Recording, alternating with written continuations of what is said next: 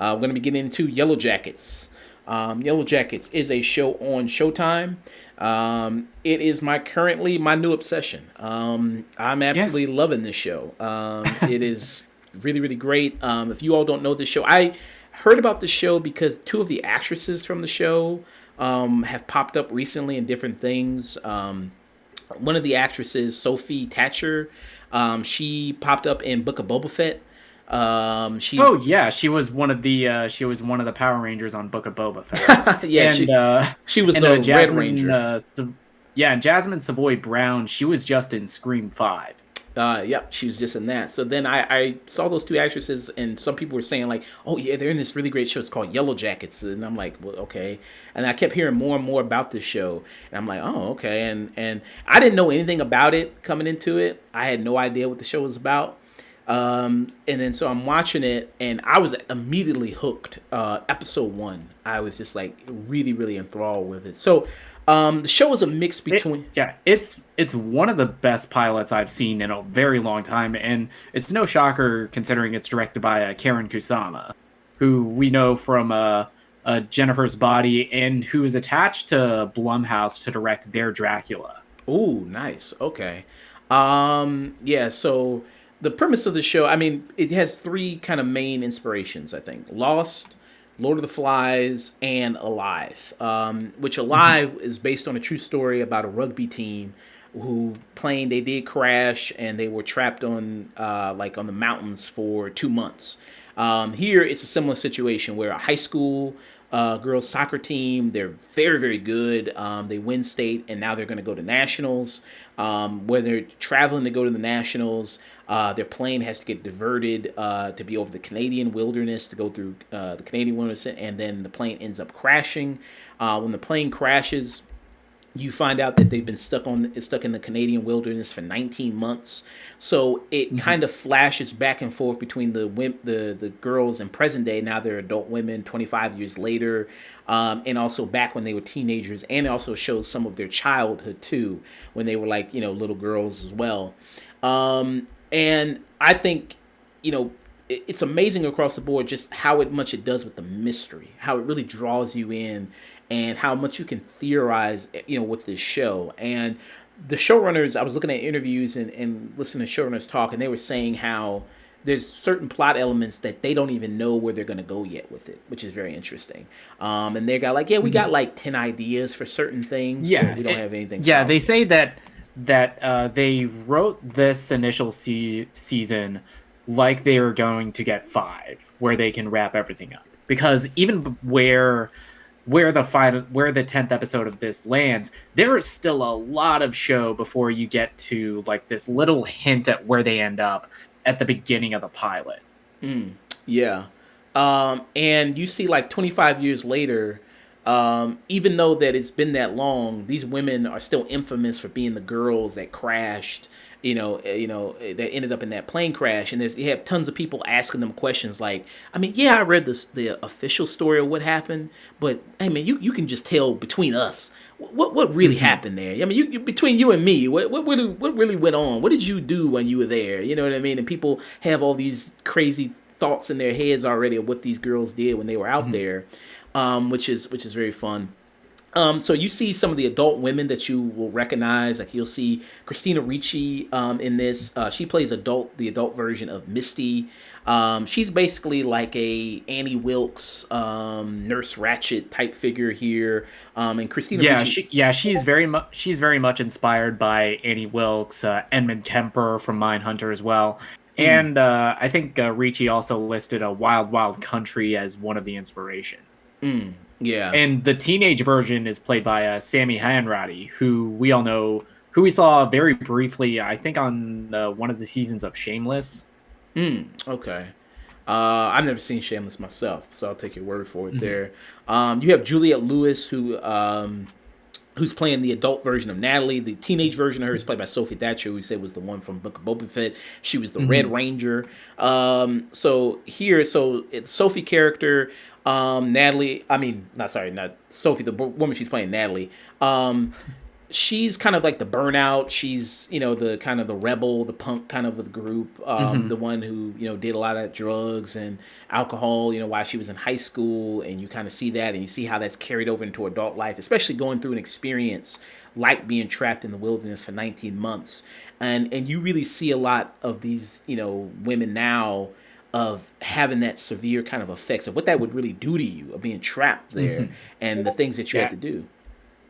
And going back to the character Natalie, I think the entire cast of this show is fantastic. Melanie Linsky especially, as well as Sophie Nélisse, who plays the ostensibly our protagonist Shauna, as well as Sophie Thatcher, who plays the younger version of Natalie. It's one thing to get like the mannerisms down of the same character played by an older actor. It's another to get their voice and their inflection down as well. Because you could very much do like they did in something like The Five Bloods, where you have the same older actors play the younger character, and it still would work. Yeah. I think very much so, yeah. So like you said, you brought up the main character, Shauna, and you brought the two actresses that play her. So yeah, Shauna's kind of our main kind of character, because you see you don't really know in this series, like, because the initial crash happens, and of course people die when the initial crash happens, but you don't know after that happens who all survived out of this and who all got rescued, because you still don't know yet how these girls got rescued. You still don't know who all survived, after those 18 months and ended up going back home. So that's still all a mystery. So you still don't know that yet. We only really follow four main young women that survived the crash. We mainly follow Shauna, who's played by Melanie Linsky and Sophie Nélisse, Thaisa, who's played by Tawny Cypress and Jasmine Savoy Brown, the older and younger version respectively. We brought up Natalie as Juliette Lewis and Sophie Thatcher, as well as Misty, who's Christina Ricci and Sammy Honrod. Yeah. And you see like where they are. So like the character of Misty, who's played by Christina Ricci, she's a nurse now at an old folks home. You see the character played by Jasmine Brown and Tywin Cypress, who's Ty. She ends up trying to be a politician. She's trying to run for state senator. Shauna, she's kind of stuck in a bad marriage. She's got a kid she's just a little cunt. I'm gonna be honest. The kid is a little cunt. Yeah, that kid sucks. Yeah, she sucks. Her husband, they've kind of strained. Yeah, they kind of yeah, and you see more context as you see more of the younger characters interact. Yeah, because you kind of see when they are teenagers what led them to their kind of adult life now, and kind of what led them down that path, which I think is nice. And then she's kind of in a bad marriage. Her kids, she even says like, I don't like my kid. I kind of think my kid's an asshole. Yeah, which I think is really funny. And when you see them kind of in the wilderness and interacting with all each other when they're teenagers, I think it's all really great stuff. And there's some, traditional high school drama that comes in here in the show, like, oh, you took my boyfriend, and oh, you took my boyfriend, and there's some stuff like that comes in here. But it feels, and you think like, well, why would that be so important when obviously they're in the wilderness trying to survive and trying to do this, but it's played so well, and it adds to the character growth of these people.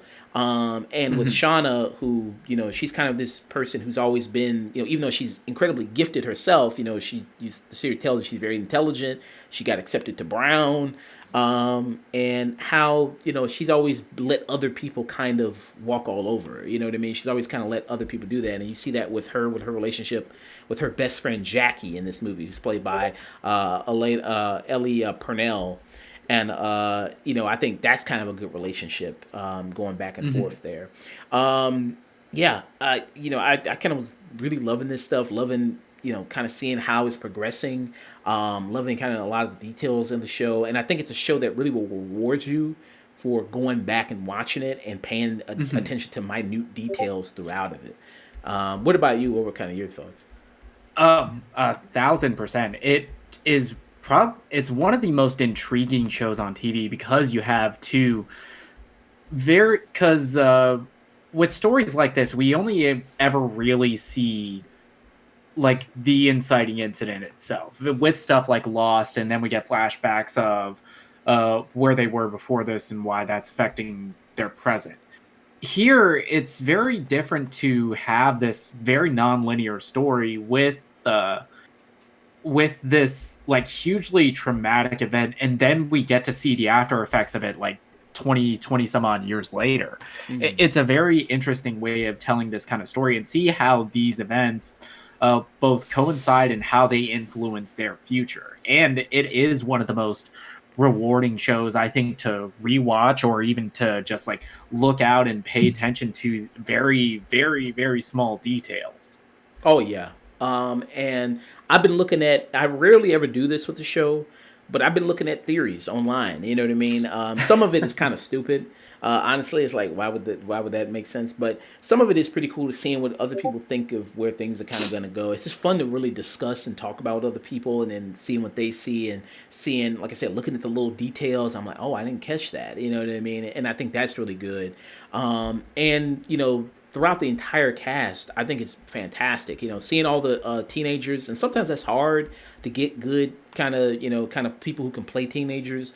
They all get actors who I think all look like teenagers, even though these are all people in their well into their 20s. Like Jasmine Brown, I think is like 27. I think she's like 27. She still is very much teenage, age. And you also have like guys like like who plays her husband, Jeff, and who's Shauna's husband. I think he does kind of a good job, and you think his character is one way at first, but then as the show goes on, you figure out like, oh, okay, you know what I mean. He's not what we kind of see him he is, which I thought was and that's something that the show balances beautifully. This like really intense mystery thriller tone with some very darkly comic moments, especially when it comes to that character who's played by Warren Cole as the adult version of Shauna's husband Jeff. Yeah, and you also see that played out with the character of Adam, who's played by Peter Gaddett. Yeah, you also kind of see that with him, which I think is very nice. Who's a man that Shauna ends up meeting through kind of these weird circumstances. And even when they're in the wilderness, I mean, obviously there's the dramatic stuff that happens of like, fuck, we're in the wilderness. What the fuck are we gonna do? This is scary as hell. Because honestly, if I was in the woods, I'm folding. I don't know what the fuck I'm gonna do. I don't know how to kill an animal and skin it and then cook it. Yeah, as soon as they find that gun, yeah, save one round for me. Yeah, because I'm like, I don't know what the fuck I do. But there's those moments there, but also there's also the moments that break such the drama and harshness of their reality. Because there's moments where they dance. You know what I mean? They end up like they're teenage girls. They're gonna like look for some kind of levity. And what was the song they were dancing to? It was Oh, This Is How We Do It. Oh, this is how we do it. Because this is in 1996, so they do that. They do "Kiss from a Rose." You know what I mean? I think they sing that as well at one point. Yeah, and they end up just doing a whole dance choreography moment in the place in the woods, and I thought that was like really cool. They do a moment where they see a lake. And they just all just run into the lake, and they're just like, oh my god, it's water, oh my god, and they all just run in there, and I'm like, that was kind of just a fun moment. And you really kind of see that these characters, like, there's little moments add so much to the show, and I think that's really great. And I think some characters, I mean, they get more time than others because it's really focused, like I said, on really the four main girls that you see. But I think so because there's a lot of the other kind of members that get a little other time. Like some are kind of one note, but even though they're kind of one note, I still think they do quite a bit with that. Like, for instance, there's a character called Laura Lee, who's the religious zealot of the group or fanatic. She's like a big Christian and everything like that, but she's not annoying. Yeah, Laura Lee, she is kind of the religious zealot who I think because we've seen so many of these like survivalist type of shows that we expect her to be the one that breaks bad first. Yeah. And she's the one that, that could be such an annoying, like you said, cliche thing they do with her, where she's the one like the character in The Mist, who was played by, what's the actress's name? Forgot the character's name, but Marcia Gay Harden. Marcia Gay Harden, who was in The Mist. Yeah, you expect it to kind of go down that road, but she's kind of, out of all the ever religious zealots I've ever seen on TV, she's one of the coolest ones. I think she's one of the better ones. You know what I mean? And I guess, I don't know, Mandalorian, I guess you count him as a religious kind of zealot too, or fanatic. He's another cool one. You know what I mean? I should make a list of all the cool religious fanatics. You know what I mean? In media, I think Laura Lee's up there with one of them. This is the way. Yeah, this is the way. Yeah, the way into the woods. So, what did you think about all the other cast except for the four main people? What did you think about them? I think besides the four main people, besides the four main characters that we saw, the four main characters, like eight or nine actresses that we're following throughout this entire show, I think everybody is perfectly suited to their role, especially the actor who plays like the assistant coach, Steven Kruger, who plays Coach Ben in the show, because something horrific happens to him like within the first few episodes, and then he's just kind of like with it, and you can see his like character struggle because he is basically the only adult left. Yeah, he's the only adult that survived the crash, and he's trying to maintain and keep all these teenagers in check. Because I mean, even though they're in the woods, teenagers are gonna get horny. You know what I mean? That can't be stopped. You know what I mean? Horniness is. There's like three dudes and like how many fucking teenage girls? Yeah, you know what I mean. It can't be stopped. You know what I mean? It can't be helped.